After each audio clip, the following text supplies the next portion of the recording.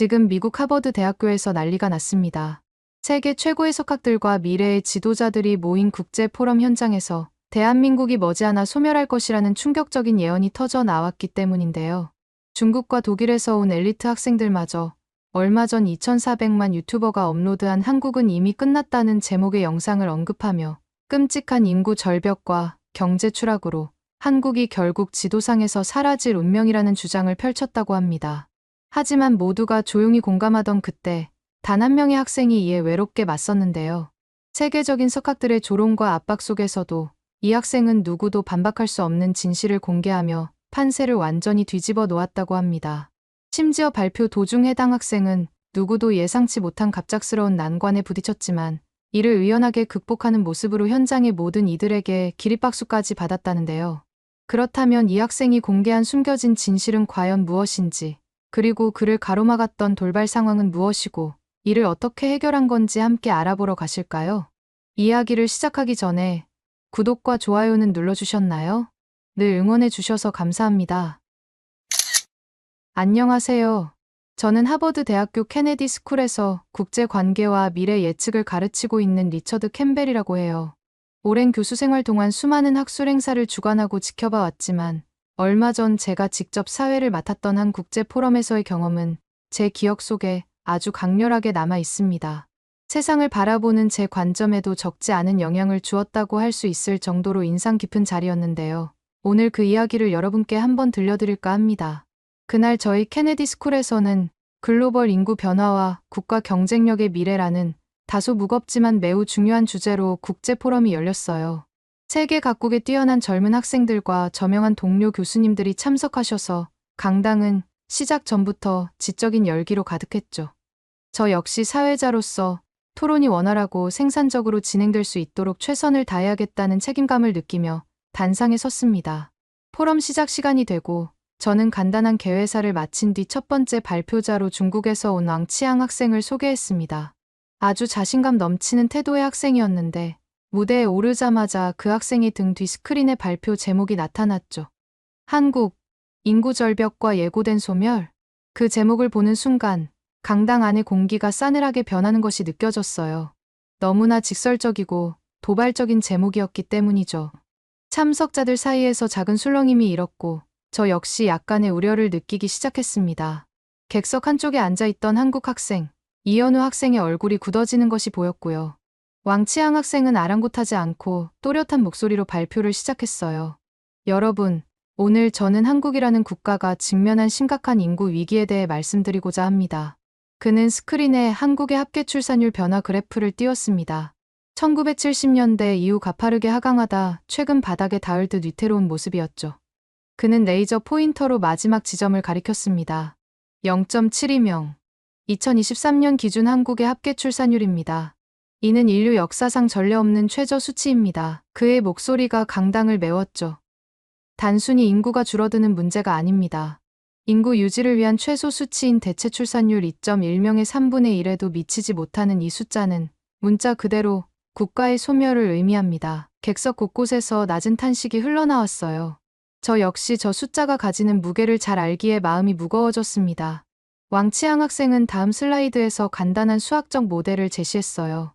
현재 한국인 100명이 있다고 가정할 때 3세대 후에는 단 5명만 남게 됩니다. 이것이 바로 한국이 마주한 피할 수 없는 미래입니다. 그는 이어서 한국의 연령별 인구 구조 그래프를 보여주며 말을 이었습니다. 더욱 놀라운 사실은 현재 한국에서는 0살에서 4살까지의 영유아, 인구보다 80살에서 84살까지의 연령대 인구가 더 많다는 것입니다. 과연 이런 비정상적인 인구 구조를 가진 나라에 미래가 있다고 말할 수 있을까요?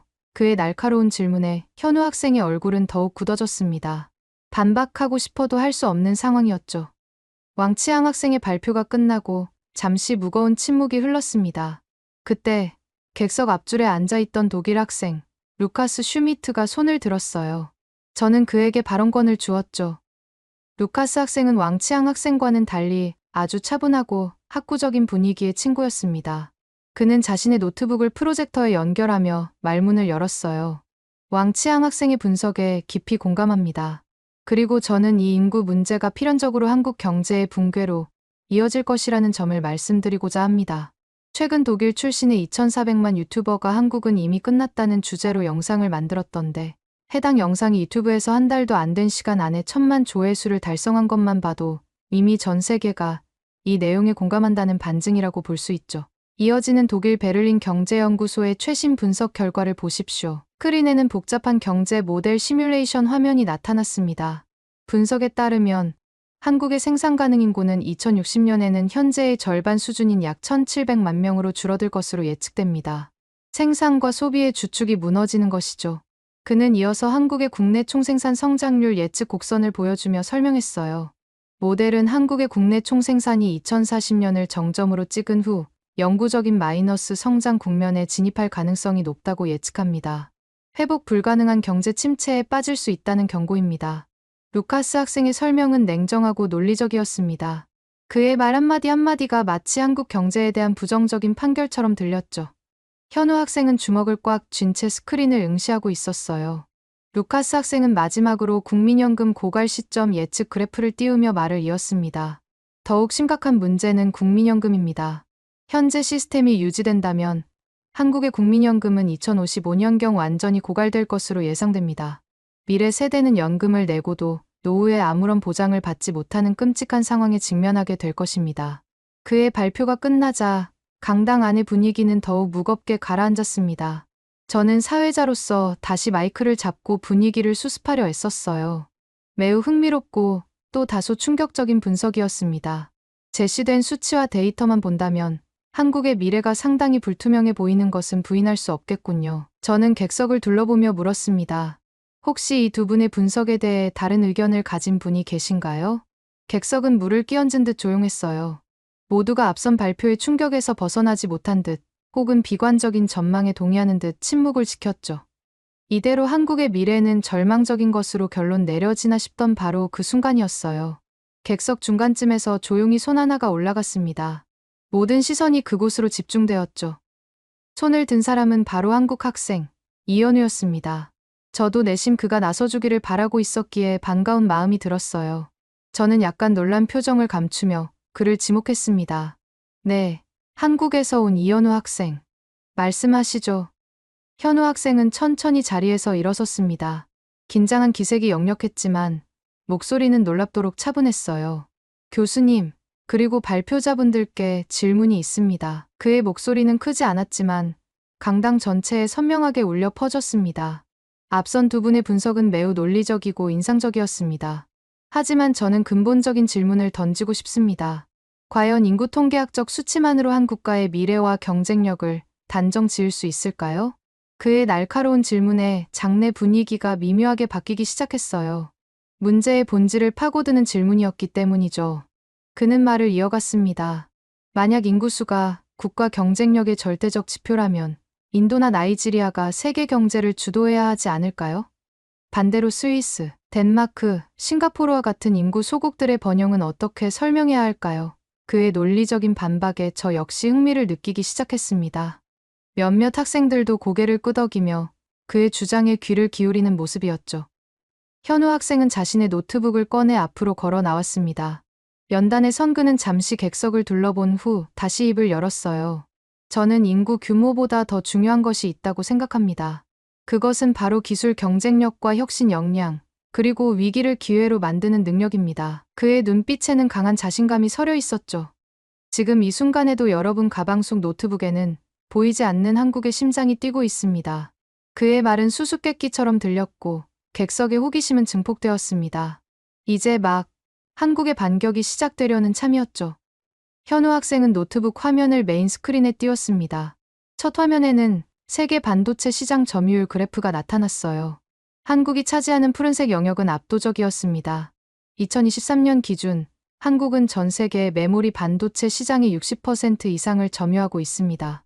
특히 디램 시장에서는 70.5%, 낸드 플래시 메모리 시장에서는 50.6%를 한국 기업들이 책임지고 있죠.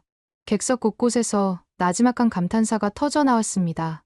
반도체의 중요성은 알았지만 한국의 점유율이 이토록 높다는 사실에 놀라는 눈치였어요. 그는 다음 슬라이드로 넘겨 스마트폰 시장 점유율 그래프를 보여주며 말을 이어갔습니다. 스마트폰 완제품 시장에서도 한국 기업은 약 20%의 점유율로 선두권을 유지하고 있습니다. 하지만 더 놀라운 것은 경쟁사인 애플 아이폰 부품 가격의 약 27%가 한국 기업들의 몫이라는 사실입니다. 특히 아이폰의 핵심인 올레드 디스플레이 패널은 대부분 한국에서 공급받고 있죠. 이 사실은 많은 참석자들에게 꽤나 충격적으로 다가온 듯했어요. 왕치앙 학생의 표정이 처음으로 미세하게 흔들리는 것이 보였습니다. 현우 학생은 잠시 숨을 고른 뒤 더욱 힘주어 말했어요. 여러분, 이것은 단순히 몇몇 기업의 성공 스토리가 아닙니다. 여러분이 매일 아침 스마트폰 알람에 눈을 뜨고 밤에 소셜미디어를 확인하는 모든 순간 한국 기술과 함께합니다. 애플, 화웨이, 구글 제품 안에도 한국의 올레드, 메모리, 카메라, 배터리가 숨쉬고 있죠. 이 작은 기기 안에만 최소 8개 이상의 한국 핵심 기술이 있습니다. 객석은 이제 완전히 그의 이야기에 빠져들고 있었어요. 그는 여기서 멈추지 않고 한국 기술의 영향력이 미치는 범위를 넓혀갔습니다. 하지만 이게 전부가 아닙니다. 한국 기술의 영향력은 훨씬 더 깊고 넓게 퍼져 있습니다. 스크린에는 우주선, 항공기, 고속철도, 전기 자동차 이미지가 차례로 스쳐 지나갔어요. 항공우주국 우주선, 에어버스 항공기, 신칸센, BMW 전기차 세계 최고 기술의 심장부에도 한국 부품이 있습니다. 초고층 빌딩 엘리베이터, 증권거래소 서버, 병원 자기공명 영상까지. 이 모든 것이 멈춘다면 세상은 어떻게 될까요? 그의 마지막 질문은 강당 안에 묵직한 여운을 남겼습니다. 그가 제시한 보이지 않는 기술 강국의 모습은 참석자들에게 신선한 충격을 주었죠. 현우 학생의 발표가 끝나고 잠시 정적이 흘렀습니다. 그의 주장은 강력했지만 왕치앙 학생은 물러설 생각이 없어 보였죠. 그는 참지 못하겠다는 듯 손을 번쩍 들고 다시 무대 앞으로 나섰습니다. 그의 얼굴에는 조소와 불쾌감이 역력했어요. 잠깐만요, 이현우 학생. 물론 한국의 기술력 인정합니다. 하지만 근본적인 문제를 간과하고 있습니다. 14억 인구의 중국과 고작 5천만 인구의 한국을 비교하는 것 자체가 솔직히 좀 우습지 않습니까? 그의 직설적인 발언에 객석 일부에서 작은 웃음소리가 터져나왔어요. 이것은 단순한 숫자의 차이가 아니라 근본적인 국력의 차이입니다. 왕치앙 학생의 목소리가 커졌어요. 중국이 주요 두 개국 경제 대국으로 성장한 원동력은 바로 방대한 인적 자원입니다. 인구는 소비, 생산, 기술 발전의 토양이죠. 머지않아 중국은 모든 기술 분야에서 한국을 추월할 겁니다. 이것은 역사의 필연입니다. 그는 자신만만하게 중국 기업의 성장 그래프를 보여주며 말을 이었습니다. 더구나 한국은 60, 70년대의 가족계획으로 스스로 인구를 제한하지 않았습니까? 그리고 지금 그 결과로 자멸의 길을 걷고 있는 거죠. 스스로 판 무덤에 빠진 셈입니다. 그의 도발적인 발언에 객석 일부, 특히 아시아계 학생들 사이에서 불편한 기색이 역력했어요. 인구 위기를 외면한 채 기술력만 내세우는 건 다가올 몰락을 앞둔 공허한 변명일 뿐입니다. 그의 말이 끝나자 다시 한번 장내에는 팽팽한 긴장감이 감돌았습니다. 현우 학생은 침착하게 그의 말을 들으며 노트에 무언가를 적고 있었죠. 그의 침묵 뒤에는 어떤 반격이 준비되고 있을까요? 왕치앙 학생의 공격적인 발언이 끝나고 이현우 학생이 다시 차분하게 자리에서 일어섰습니다. 그의 목소리는 놀랍도록 침착했고 표정에는 동요하는 기색이 없었어요. 왕치앙 학생 지적, 잘 들었습니다. 중국의 거대한 인구와 잠재력은 분명 경이로운 수준입니다. 그는 먼저 상대방 주장을 인정하는 듯 말문을 열었죠. 하지만 한국은 애초부터 인구 규모로 중국과 경쟁할 생각이 없었습니다. 우리는 양이 아닌 질에 집중하기로 했죠. 어떻게 하면 작은 나라지만 강한 나라가 될 수 있을까? 어떻게 차별화할 수 있을까 고민해왔습니다. 그는 스크린에 한국과 중국의 주요 경제 및 혁신 지표 비교 차트를 띄웠습니다. 구체적인 데이터를 보여드리겠습니다. 한국의 1인당 국내 총생산은 중국의 2.7배 이상이며 글로벌 혁신지수, 인구 대비 특허 출원 건수 등 질적 지표에서도 크게 앞서 있습니다. 특히 국내 총생산 대비 연구개발 투자 비율은 4.3%로 세계 2위 수준이죠. 이것이 한국이 추구해온 질적 성장의 증거입니다. 정확하고 객관적인 수치 제시에 앞서 왕치앙 학생의 규모의 논리에 설득되었던 청중 일부가 고개를 끄덕이기 시작했어요. 현우 학생은 여기서 그치지 않고 다시 한번 한국 기술의 실질적인 영향력을 보여주는 사례들을 제시했습니다. 여러분이 세계 어느 도시에서 운전을 하든 마주치는 자동차 세대 중 한 대의 엔진 제어 시스템에는 한국 기업의 부품이 들어가 있을 확률이 높습니다. 독일 차든, 일본 차든, 미국 차든 말이죠. 그의 자신감 넘치는 설명은 계속되었죠. 바다로 눈을 돌려볼까요? 전 세계 주요 항구를 오가는 컨테이너선, 각국 해군의 최첨단 군함 건조 능력에서도 한국의 조선 기술력은 세계 최고 수준입니다. 특히 친환경 에너지 전환의 핵심인 액화천연가스 운반선의 경우 전 세계 발주량의 90% 이상을 한국 조선소들이 건조하고 있죠. 유럽과 미국의 에너지 안보가 한국 조선 기술에 상당 부분 의존하고 있는 셈입니다. 그는 잠시 말을 멈추고 청중을 둘러보았습니다. 이처럼 한국은 단순히 부품을 공급하는 국가를 넘어 세계 경제와 안보 시스템에 보이지 않는 핵심축 역할을 수행하고 있습니다. 이것이 우리가 추구해온 질적 성장과 차별화 전략의 결과입니다. 과연 이것을 단순히 인구수가 적다는 이유만으로 평가절하할 수 있을까요? 그의 마지막 질문은 왕치앙 학생을 정면으로 향하는 듯했습니다. 왕치앙 학생은 불쾌한 표정을 감추지 못했지만 섣불리 반박하지 못하고 입술만 깨물고 있었죠. 토론의 주도권은 다시 현우 학생에게 넘어온 것처럼 보였습니다. 현우 학생의 설득력 있는 반박으로 분위기가 한국에 유리하게 흘러가는 듯 보였던 그때 다시 한번 독일 학생 루카스 슈미트가 발언권을 얻었습니다. 그의 눈빛에는 새로운 반격의 의지가 담겨 있었죠. 이현우 학생 주장, 흥미롭습니다. 질적 성장의 중요성, 저도 동의합니다. 루카스 학생은 일단 현우 학생의 주장을 인정하는 듯 말문을 열었어요. 하지만 저는 한국의 미래를 낙관하기에는 너무나 명백한 선례, 바로 일본의 사례가 존재한다고 생각합니다. 루카스 학생은 스크린에 한국과 일본의 인구 피라미드를 나란히 띄웠습니다. 두 피라미드의 형태는 섬뜩할 정도로 닮아 있었죠. 보시는 것처럼 현재 한국의 인구 구조는 약 20년에서 30년 전 일본의 모습과 매우 유사합니다. 일본 역시 한때 기술 강국이었지만 저출산과 고령화로 잃어버린 30년을 겪었고 아직도 그 후유증에서 벗어나지 못하고 있습니다. 객석에서는 다시 술렁임이 일었습니다. 한국이 일본의 전철을 밟을 수 있다는 우려는 이미 오래전부터 제기되어 왔기 때문이죠. 루카스 학생은 다음 슬라이드로 넘어가 경제 지표 변화 추이를 비교하며 설명했어요. 인구 통계학적으로 한국은 일본보다 약 20년 뒤처져 같은 경로를 따라가고 있습니다. 일본이 1990년대부터 겪은 경제 침체를 한국은 2010년대부터 겪기 시작했고 앞으로 더 심각해질 가능성이 높습니다. 그의 논리 정연한 설명에 많은 참석자들이 고개를 끄덕였어요. 인구 구조라는 거대한 함정에 빠진다면 일본과 같은 운명을 피하기 어려울 것이라는 불안감이 다시 고개를 들었죠. 루카스 학생은 마지막으로 결정적인 한 방을 날렸습니다. 기술 기업의 운명도 마찬가지입니다. 소니, 파나소닉, 샤프 같은 일본 기업들이 몰락했듯이 삼성전자나 SK하이닉스 같은 기업들도 결국 같은 운명을 맞이할 가능성이 높습니다. 인구 구조의 변화는 기업의 혁신 동력마저 앗아갈 수 있기 때문입니다. 과연 한국은 일본의 전철을 밟지 않을 것이라고 자신할 수 있습니까? 그의 비관적인 예측은 한국의 미래에 드리워진 어두운 그림자처럼 느껴졌습니다.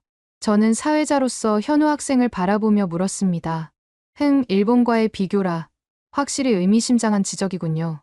이현우 학생, 이 부분에 대해서는 어떻게 생각하십니까? 모든 시선이 다시 현우 학생에게 쏠렸습니다. 그의 어깨가 더욱 무거워 보였죠. 루카스 학생의 날카로운 지적이 끝나고 모두가 현우 학생의 반응을 주목하는 가운데 그는 예상외의 모습을 보여주었어요. 굳어있기는커녕 오히려 입가에 희미한 미소를 띠며 침착하게 자리에서 일어섰습니다. 그의 여유로운 태도에 객석은 다시 한번 술렁였죠. 루카스 학생 분석, 날카롭고 설득력 있었습니다. 실제로 많은 전문가들이 한국의 미래를 일본의 과거에 빗대어 우려하는 것도 사실입니다. 그는 차분하게 말을 시작했어요. 하지만 저는 감히 말씀드리고 싶습니다. 표면적인 유사성 이면에 일본과 한국은 근본적으로 다른 길을 걸어왔고 다른 유전자를 가지고 있다는 것을요. 그의 자신감 있는 어조에 청중들의 눈빛이 다시 빛나기 시작했어요. 그는 스크린에 새로운 비교 차트를 띄웠습니다. 지난 20년간 한국과 일본 기업들의 연구개발 투자 추세와 글로벌 특허 출원 건수 변화를 보여주는 그래프였죠. 그래프에서 보시다시피 일본 기업들의 연구개발 투자가 정체되거나 감소하는 동안 한국 기업들은 오히려 투자를 공격적으로 늘려왔습니다. 특히 위기 상황일수록 더욱 과감한 투자를 통해 미래를 준비하는 경향을 보였죠. 그는 일본 기업들이 실패한 원인을 조목조목 짚어 나갔습니다. 많은 전문가들은 일본 기업 실패의 이유 중 하나로 보수적이고 폐쇄적인 기업 문화, 변화를 두려워하고 과거 성공 방식에 안주하려는 경향을 꼽습니다. 또한 내수 시장에 지나치게 의존하고 글로벌 표준 대신 자신들만의 방식을 고집하는 갈라파고스 신드롬도 혁신의 발목을 잡았죠. 그의 목소리에 힘이 실렸어요. 반면 한국 기업들은 달랐습니다. 좁은 내수 시장의 한계를 일찍 깨닫고 해외로 눈을 돌렸습니다. 글로벌 표준을 적극 수용하고 때로는 시장 판도를 바꾸는 파괴적 혁신을 추구하는 데 주저하지 않았습니다. 실패를 자산 삼아 끊임없이 도전하는 문화, 그것이 한국 기업들의 중요한 특징 중 하나입니다. 그는 다음 슬라이드를 넘겨 지난 20년간 주요 산업 분야에서 한국과 일본 기업들의 세계 시장 점유율 변화 그래프를 보여주었습니다. 결과는 충격적이었어요. 보시는 것처럼 일본 기업들이 글로벌 시장에서 점유율을 잃어갈 때 한국 기업들은 놀라운 속도로 그 빈자리를 파고들며 새로운 강자로 부상했습니다. 디스플레이, 메모리 반도체, 스마트폰, 가전, 배터리, 조선 등 거의 모든 첨단 제조업 분야에서 한국은 일본을 추월하거나 격차를 벌리는 데 성공했습니다. 스크린에 나타난 극명한 점유율 변화 그래프는 그 자체로 강력한 메시지를 전달했어요. 청중들은 숨을 죽인 채 화면을 응시했고 왕치양 학생은 초조한 듯 손가락으로 테이블을 두드렸습니다. 현우 학생은 말을 맺었습니다.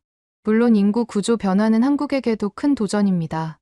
하지만 과거 일본과는 다른 길을 걸어왔고 다른 혁신 유전자를 가진 한국이 일본과 똑같은 전철을 밟을 것이라고 단정하는 것은 성급한 판단일 수 있습니다. 우리는 위기 속에서 오히려 기회를 찾아왔고 앞으로도 그럴 것이라고 저는 믿습니다. 그의 말에는 단순한 희망이 아닌 과거 성공 경험에서 비롯된 강한 확신이 담겨 있었어요. 하지만 그의 반격은 여기서 끝나지 않았습니다. 그는 마치 다음 공격을 예견이라도 한 듯 여전히 무언가 더 보여줄 것이 있다는 듯한 표정을 짓고 있었죠. 현우 학생의 반박으로 일본 비교론의 예봉이 꺾이는 듯하자 이번에는 왕치양 학생이 참지 못하고 다시 공격적으로 나섰습니다. 그의 얼굴은 이전보다 훨씬 더 굳어 있었고 목소리에는 노골적인 반감마저 서려 있었죠. 이현우 학생, 당신이 그렇게 자랑하는 한국의 기술력, 좋습니다.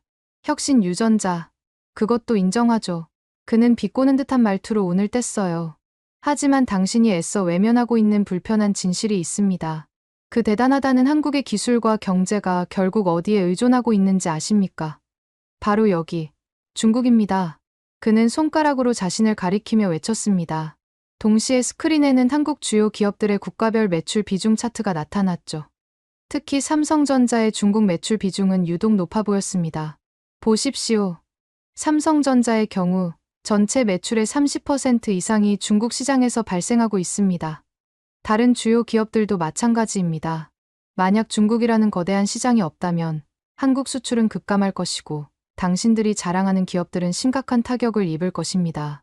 과장 없이 말해서 중국 없이는 한국 경제는 하루아침에 붕괴할 수도 있습니다. 그의 주장은 한국 경제의 아킬레스건으로 여겨지던 높은 중국 의존도를 정면으로 겨냥한 것이었죠. 객석의 분위기가 다시 술렁이기 시작했습니다. 그는 여기서 멈추지 않고 중국 기술 기업들의 눈부신 성장을 과시했습니다. 뿐만 아닙니다. 이제 중국은 단순히 한국 제품을 소비하는 시장에 머무르지 않습니다. 우리는 이미 모든 첨단 기술 분야에서 한국을 맹렬히 추격하고 있고 어떤 분야에서는 이미 추월하기 시작했습니다. 스크린에는 화웨이, 샤오미, SMIC 같은 기업들의 로고와 성과들이 화려하게 펼쳐졌죠. 화웨이는 통신 장비 시장에서 세계 1위입니다. 샤오미는 신흥 시장을 장악하고 있죠. 반도체. 물론 아직 격차가 있지만 중국 정부의 강력한 지원과 막대한 투자를 바탕으로 무서운 속도로 성장하고 있습니다. 한국이 독점하고 있는 메모리 반도체 시장도 안심할 수 없을 겁니다. 왕치양 학생의 목소리에는 자부심과 함께 강력한 경고가 담겨 있었어요. 결론은 명확합니다. 한국은 머지않아 기술적 우위마저 잃게 될 것입니다. 중국은 14억의 거대한 내수 시장, 풍부한 인적 자원, 그리고 국가 차원의 전폭적인 지원이라는 강력한 무기를 가지고 있습니다. 이 삼박자를 바탕으로 중국은 결국 모든 첨단 기술 분야를 장악하게 될 것입니다. 한국의 기술 우위요? 그것은 곧 사라질 신기루에 불과합니다. 그의 도발적인 자신감은 극에 달했습니다. 이현우 학생은 여전히 침착함을 잃지 않고 미소를 띤 채 무언가를 메모하고 있었죠. 저 미소의 의미는 무엇일까요? 과연 그는 이 마지막 일격처럼 보이는 공격 앞에서 어떤 카드를 꺼내들까요? 왕치앙 학생의 마지막 공격이 끝나고 장내에는 숨막히는 긴장감이 감돌았습니다. 모두가 이현우 학생의 반응을 기다렸죠. 그는 천천히 자리에서 일어나 다시 연단으로 향했습니다. 그의 표정은 여전히 차분했지만 눈빛에는 이전보다 더 강한 결의가 서려 있었어요. 왕치앙 학생 지적처럼 중국 시장이 한국 경제의 중요한 부분을 차지하고 있다는 것은 부인할 수 없는 사실입니다. 그는 예상외로 상대방 주장을 일부 인정하며 말을 시작했죠. 하지만 그것은 결코 한국의 일방적인 의존 관계가 아닙니다. 오히려 상호 의존적 관계라고 보는 것이 더 정확할 것입니다. 그는 스크린에 한국과 중국 간의 주요 교역 품목과 무역 수지 변화 차트를 띄웠습니다. 차트에서 보시다시피 한국은 중국의 완제품 아니라 대량의 핵심 부품, 소재, 생산 설비를 수출하고 있습니다. 중국 역시 한국에서 수입하는 이러한 중간재와 자본재 없이는 자국의 첨단 전자산업과 제조업 생태계를 원활하게 유지하기 어렵습니다. 특히 고성능 메모리 반도체, 올레드 디스플레이 패널 등은 중국 기업들이 단기간에 대체하기 힘든 품목들이죠. 그의 목소리는 점점 더 단호해졌습니다. 또한 한국 기업들은 과거 경험을 통해 특정 시장에 대한 지나친 의존성이 가져올 위험을 이미 학습했습니다. 그는 2017년 고고도 미사일 방어 체계 배치 이후 한국 기업들의 중국 의존도 변화 추이 그래프를 제시했어요. 보시는 것처럼 2017년 사드 사태를 계기로 많은 한국 기업들은 중국 리스크를 줄이기 위해 선제적으로 노력해 왔습니다. 생산 기지를 베트남, 인도로 다변화했고 수출 시장 역시 북미, 유럽, 동남아시아 국가연합 등으로 확대했습니다. 그 결과 최근 5년간 한국의 전체 수출에서 중국이 차지하는 비중은 지속적으로 감소하는 추세를 보이고 있습니다. 우리는 더 이상 모든 달걀을 하나의 바구니에 담지 않습니다. 그래프는 그의 주장을 명확하게 뒷받침하고 있었죠. 왕치앙 학생의 표정이 다시 한번 미묘하게 굳었습니다. 현우 학생은 여기서 한 걸음 더 나아가 기술 격차의 현실을 강조했습니다. 물론 중국의 기술 발전 속도가 놀라운 것은 사실입니다. 하지만 아직 핵심적인 첨단 기술 분야에서 한국과 중국 사이에는 분명한 기술 격차가 존재합니다. 그는 극자외선 노광 기술, 시스템 반도체 설계 능력, 차세대 디스플레이 기술 등을 언급하며 말을 이어갔어요. 이러한 최첨단 기술 영역에서는 여전히 한국이 최소 5년, 길게는 10년 이상의 기술 격차를 유지하고 있다는 것이 많은 전문가들의 분석입니다. 이 격차는 단순히 자본 투자만으로는 단기간에 따라잡기 어려운 오랜 연구, 개발과 경험, 숙련된 인력의 축적을 통해 이루어진 것입니다. 그는 잠시 숨을 고른 뒤 시선을 객석으로 돌렸습니다. 그리고 여러분이 미처 생각하지 못했을 수도 있는 한국 기술의 또 다른 측면이 있습니다. 그는 스크린에 지폐, 공항 출입국 시스템, 백신 냉장고 등의 이미지를 띄웠어요. 여러분이 사용하는 각국 지폐에 들어가는 위조 방지 기술, 세계 주요 공항의 자동 출입국 시스템에 사용되는 생체 인식 기술, 코로나19 팬데믹 때 전 세계 백신 유통에 필수적이었던 초저온 냉동 보관 시스템까지 이렇게 눈에 잘 띄지 않지만 우리 사회의 안전과 시스템 유지에 필수적인 수많은 기술 영역에도 한국의 기술력이 깊숙이 스며들어 있습니다. 그는 마지막으로 팬데믹 당시 기억을 상기시켰습니다. 전 세계가 마스크와 진단키트 부족으로 혼란을 겪었을 때 한국 기업들이 얼마나 신속하고 안정적으로 이 제품들을 생산하고 공급했는지 기억하십니까? 만약 그때 한국의 생산 능력이 없었다면 글로벌 팬데믹 대응은 훨씬 더 어려웠을지도 모릅니다. 현우 학생은 강당 전체를 천천히 둘러보며 말을 맺었습니다. 이것이 바로 단순히 인구수나 국내 총생산 규모만으로는 설명할 수 없는 작지만 강한 나라, 대한민국의 진짜 힘이자 저력이라고 저는 감히 말씀드리고 싶습니다. 그의 말은 깊은 울림을 주었어요. 왕치앙 학생은 분노와 당혹감이 뒤섞인 표정으로 현우 학생을 노려보았고 루카스 학생은 깊은 생각에 잠긴 듯 미동도 하지 않았습니다. 토론의 분위기는 다시 한번 현우 학생 쪽으로 기우는 듯했죠. 이현우 학생의 설득력 있는 반박이 끝나고 강당 안은 잠시 동안 그가 제시한 주장들이 남긴 강한 여운으로 가득 차 있었어요. 이제 토론의 흐름은 누가 보더라도 명백히 이현우 학생에게 유리하게 전개되는 듯 보였죠. 바로 그때 사회자인 제가 토론의 열기를 가라앉히려는 듯 부드럽게 개입했습니다. 자, 양측 모두 매우 열정적이고 흥미로운 주장을 펼쳐주셨습니다. 저는 잠시 숨을 고른 뒤 이현우 학생을 바라보며 말했습니다.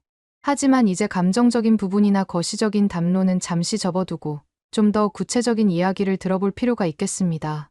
이현우 학생, 앞서 제기된 한국의 심각한 인구 감소 위기. 이 문제에 대한 한국 사회의 실질적인 대응 전략이나 해결책이 있다면 객관적인 데이터와 함께 제시해 주시겠습니까? 모든 시선이 다시 이현우 학생에게로 집중되었습니다. 이것은 어쩌면 토론의 승패를 가를 결정적인 질문이 될 수도 있었죠. 그는 이 질문을 예상했다는 듯 침착하게 고개를 끄덕이며 자신의 노트북으로 손을 뻗었습니다. 네, 교수님. 물론 준비했습니다. 한국은 인구 문제를 매우 심각하게 받아들이고 있으며 이를 극복하기 위한 다각적인 노력을. 그가 자신감 있게 말을 이어가며 노트북 화면을 메인 스크린에 연결하려는 바로 그 순간이었습니다. 갑자기 퍽 하는 작은 소리와 함께 강당의 메인 스크린과 그의 노트북 화면이 동시에 암전되었습니다. 그의 목소리에 당황한 기색이 역력했어요. 죄송합니다. 잠시만요. 기술적인 문제가 있는 것 같습니다. 그는 황급히 노트북 연결 케이블을 확인하고 재부팅을 시도했지만 소용없었죠. 강당 여기저기서 웅성거림과 함께 실소가 터져 나왔습니다. 하필이면 가장 중요한 순간에 벌어진 어이없는 기술적 오류였죠. 이 기회를 왕치앙 학생이 놓칠 리 없었습니다. 보십시오.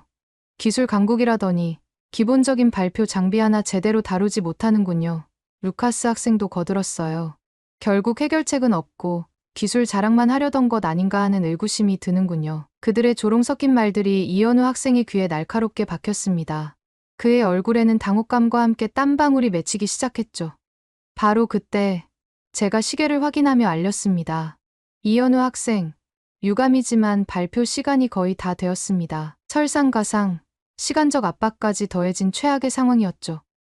이현우 학생이 기술적 문제와 시간 압박 속에서 쩔쩔매는 모습을 보이자 왕치앙 학생은 완전히 승기를 잡았다고 확신한 듯 더욱 기세등등하게 나섰습니다. 결국 이렇게 되는군요. 역사를 보십시오. 작은 나라는 결국 큰 나라에 흡수되거나 영향력 아래 놓이게 됩니다. 이것이 불변의 법칙입니다. 그의 목소리에는 오만함마저 느껴졌어요. 그는 손가락으로 이현우 학생을 가리키며 말을 이었습니다. 당신들의 나라, 한국만 해도 그렇지 않습니까? 고대부터 중국의 영향력 아래 있었고, 근대에는 일본의 식민지였으며, 해방 이후에는 미국의 보호 아래 있었습니다.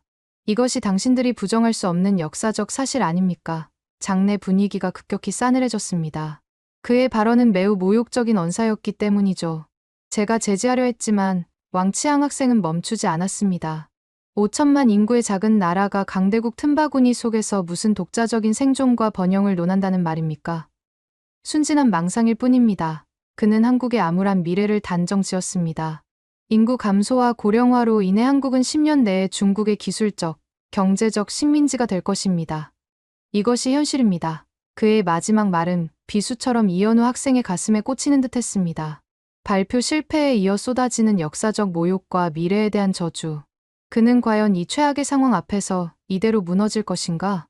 모두가 이현우 학생이 굴욕감에 고개를 숙이거나 감정적으로 폭발할 것이라고 예상했던 바로 그 순간, 놀랍게도 그는 갑자기 만지작거리던 노트북을 조용히 덮고 천천히 자리에서 일어섰습니다. 그의 예상치 못한 행동에 왕치앙 학생도, 저도, 그리고 객석의 모든 사람들도 당황한 표정으로 그를 주목했죠. 그는 더 이상 연단의 노트북이나 스크린에 미련을 두지 않았습니다. 강당 중앙으로 한 걸음 나아가 객석을 향해 몸을 돌렸죠.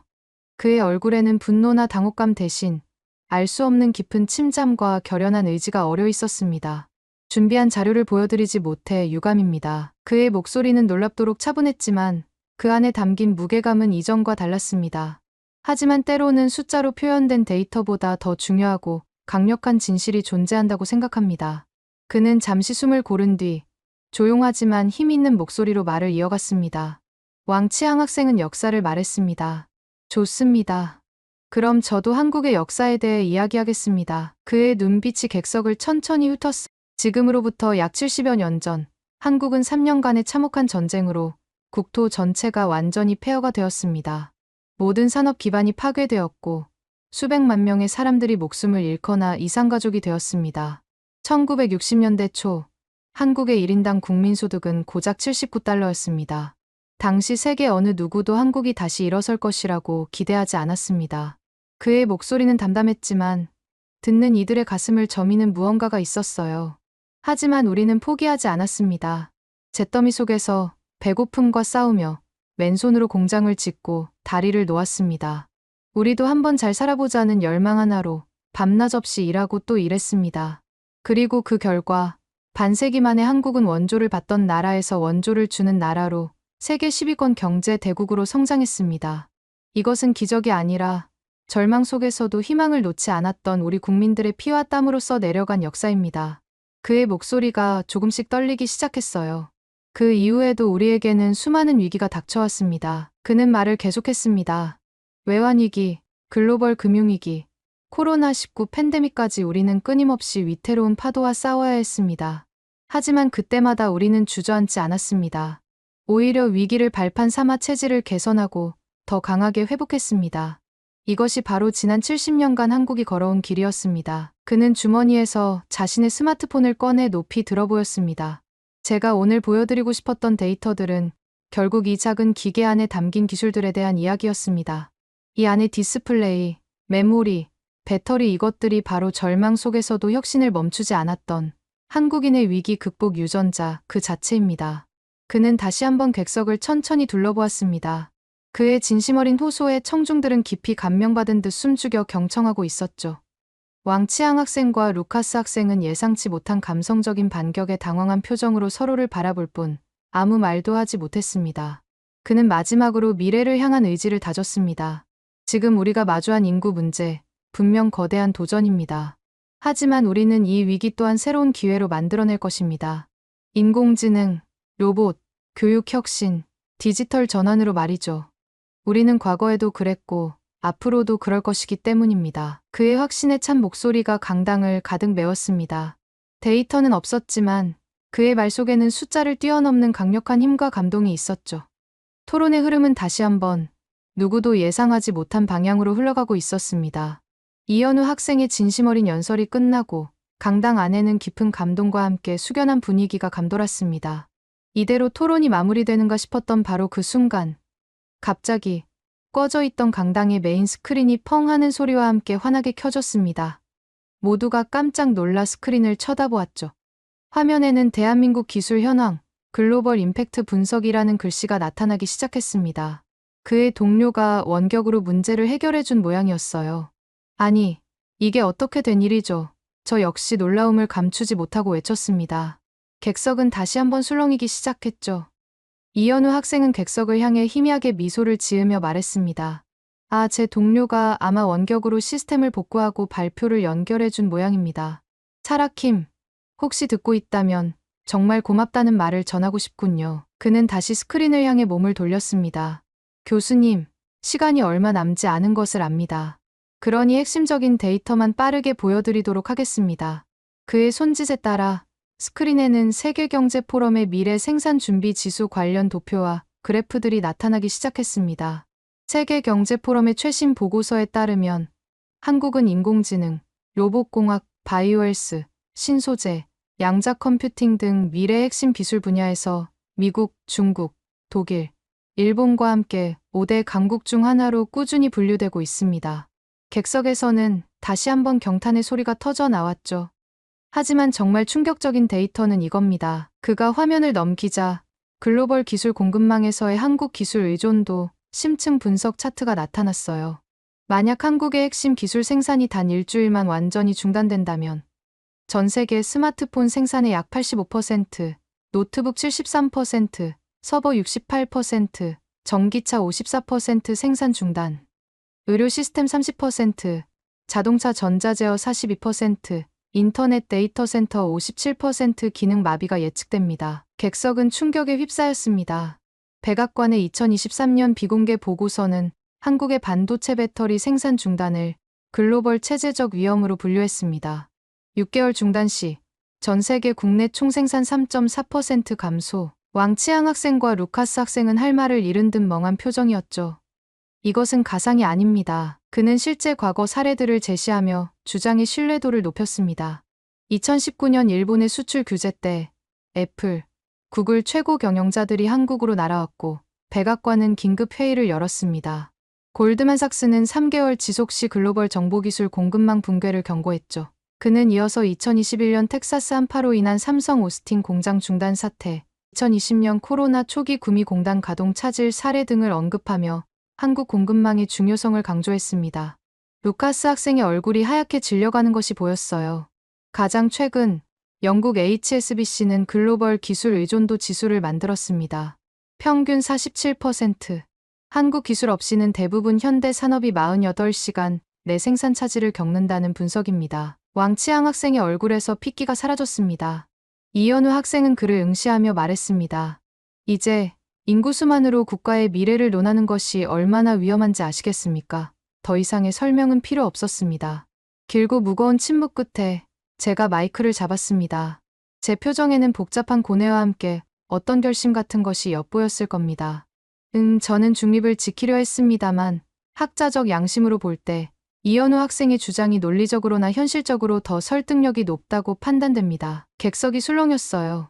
사회자가 공개적으로 한쪽 편을 든 것은 이례적인 일이었으니까요. 통계적 수치만으로 국가의 미래를 단정 짓는 것은 지나친 단순화의 오류에 빠질 위험이 큽니다. 그리고 저는 뜻밖의 개인적인 경험을 털어놓았습니다. 사실 저도 2년 전 한국을 방문하여 삼성 반도체 공장과 현대 로봇 연구소를 견학할 기회가 있었습니다. 모두가 귀를 기울였죠. 그곳에서 본 기술력, 혁신 속도, 그리고 엔지니어들의 집념은 숫자로 표현할 수 없는 것이었습니다. 그 눈빛들이 한국의 진짜 저력이라는 확신이 들었습니다. 저는 이어서 제가 진행했던 연구 결과도 덧붙였습니다. 흥미로운 연구 결과도 있습니다. 세계 500대 기업 최고 경영자들에게 자국 생산의 가장 중요한 외국 기술을 물었더니 미국 58%, 일본 64%, 독일 47%, 심지어 중국 최고 경영자들조차 39%가 한국 기술이라고 답했습니다. 왕치앙 학생이 고개를 숙였습니다. 저는 실리콘밸리 벤처 투자자의 말을 인용하며 마무리했습니다. 한국은 세계 기술에 숨겨진 심장이다. 그 심장이 멈추면 세계가 멈춘다. 저는 이현우 학생을 바라보며 부드럽게 미소 지었습니다. 21세기 국가 경쟁력의 핵심 동력이 단순한 인구 규모가 아니라 기술력, 혁신 역량, 그리고 위기 속에서도 길을 찾아내는 회복 탄력성에 있다면 그런 의미에서 볼 때 오늘 우리가 논의한 한국의 미래는 우리가 표면적인 통계만 보고 생각하는 것보다 훨씬 더 강하고 밝을지도 모르겠습니다. 저희 최종적인 결론에 왕치앙 학생은 망연자실했고 루카스 학생은 깊은 생각에 잠겼습니다. 길고 치열했던 토론은 마침내 한국 학생의 값진 승리로 막을 내리고 있었죠. 토론이 공식적으로 종료되자 왕치앙 학생은 더 이상 자리에 앉아 있을 수 없다는 듯 말도 안 돼 서구 중심적인 편견일 뿐이야 라고 혼잣말처럼 중얼거리며 벌떡 일어나 강당을 빠져나갔습니다. 그의 뒷모습에는 분함과 당혹감이 역력했죠. 루카스 슈미트 학생 역시 굳은 표정으로 말없이 자리를 떴습니다. 아마도 그는 오늘 토론을 통해 많은 것을 다시 생각하게 되었을지도 모릅니다. 패배자들이 떠나간 자리에 이현우 학생은 담담하게 남아 있었습니다. 그러자 기다렸다는 듯이 수많은 학생들과 포럼 참관객들이 그에게 몰려들기 시작했어요. 그의 주변은 순식간에 인산인해를 이루었죠. 쏟아지는 질문 세례 속에서 이현우 학생의 얼굴에는 비로소 긴장이 풀린 안도의 미소와 함께 자부심이 피어올랐습니다. 그는 피곤한 기색도 없이 자신에게 관심을 보이는 사람들에게 둘러싸여 하나하나 친절하고 성실하게 답변을 이어갔습니다. 그의 모습은 더 이상 불안해 보이던 유학생이 아니라 자신의 조국을 대표하는 당당한 민간 외교관처럼 보였죠.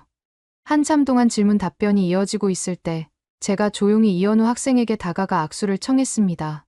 이현우 학생, 오늘 정말 수고 많았습니다. 덕분에 저 역시 아주 귀중한 학문적 자극과 깨달음을 얻었습니다. 제 눈빛에는 진심 어린 존경심이 담겨 있었을 겁니다. 국가의 진정한 미래를 결정하는 것은 결국 눈에 보이는 숫자가 아니라 그 사회가 가진 보이지 않는 정신과 역량이라는 것을 오늘 한국의 사례가 명확하게 증명해 주었군요. 정말 인상적인 토론이었습니다. 저는 제 명함 지갑에서 명함 한 장을 꺼내 그에게 건넸습니다. 사실 제가 다음 달에 서울에서 열리는 국제 컨퍼런스 참석차 한국을 방문할 예정입니다. 혹시 시간이 괜찮다면 학생의 연구실이나 학교에 잠시 들러 오늘 못다한 이야기를 좀 더 나눌 수 있을까요? 한국의 젊은 혁신가들을 직접 만나보고 싶군요. 이현우 학생은 벅찬 가슴으로 제 명함을 받아들었습니다. 그의 눈앞에 단순히 토론의 승리를 넘어 한국의 새로운 가능성과 미래가 활짝 펼쳐지는 듯한 기분이 들었을 겁니다. 그는 벅찬 감정을 누르며 힘차게 고개를 끄덕였습니다. 그의 눈빛은 그 어느 때보다 밝게 빛나고 있었죠. 저 역시 그의 미래, 그리고 한국의 미래가 기대되기 시작했습니다. 여러분은 한국이 망하면 세계가 어떻게 될 거라고 생각하시나요? 오늘의 사연은 어떠셨나요? 오늘의 사연이 마음에 드셨다면 좋아요만 한번 눌러주세요. 1초밖에 안 걸리지만 좋아요를 한번 눌러주시면 더 좋은 사연을 소개해드리는데 큰 힘이 된답니다. 긴 영상 시청해주셔서 감사합니다. 오늘도 행복한 하루 보내세요.